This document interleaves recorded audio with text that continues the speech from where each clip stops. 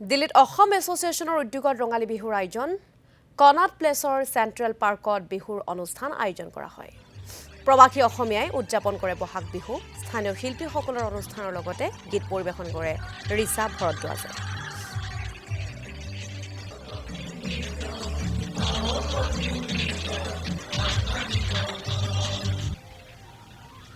খুবই আনন্দৰ এটা পৰিৱেশ, বৰ উলাহ মালাহেৰে এই বিহুৰ আয়োজন কৰা হৈছে আৰু আমি যিটো আশা কৰিছিলোঁ সেই মৰ্মেই আমি দৰ্শক সেনেকৈ পাইছোঁ। আৰু যিহেতু পোনপ্ৰথমবাৰৰ বাবে দিল্লীৰ এই মাজমজিয়াত কনাট প্লেচৰ এই চেণ্ট্ৰেল পাৰ্কত এই বিহুখন অনুষ্ঠিত হৈছিল, আমি এটা আমাৰ কল্পনা আছিলে, এটা পৰিকল্পনাও আছিলে যে আমি পাতিম, এইবাৰ এটা সাকাৰ হ'ল।